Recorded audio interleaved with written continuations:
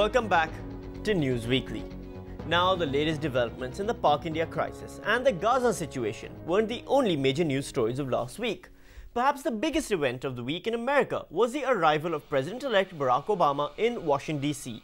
For that, and what he's been doing in the US Capitol, let's go to Empire Watch.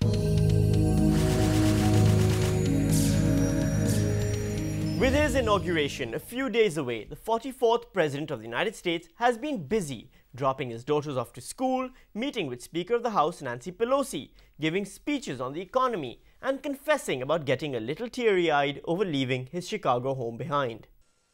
A little bit. Leaving my house. Did you? I did, a little bit. What did you do? Well, you know, what happened was Malia's friend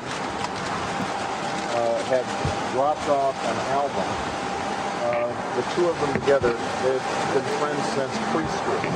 And I just looked through the pages. The house was empty. And it was a little... He is so sensitive.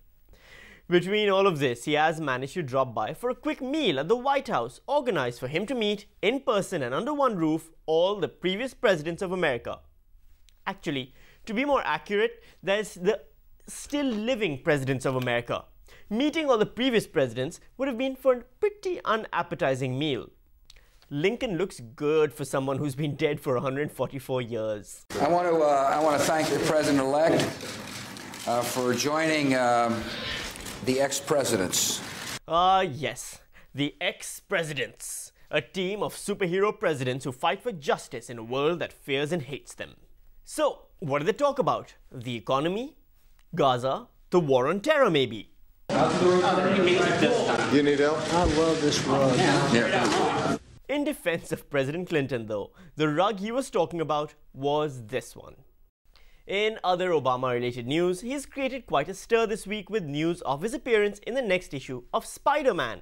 Well, you know, I think one of the reasons why Obama would be a huge Spider-Man fan, probably more so than any other hero, is because of the mantra by which he lives, which has become pretty, world-renowned at this point, which is quite simply, with great power, there must also come great responsibility. Obama isn't the only president who adopted a superhero's philosophies as his own, by the way.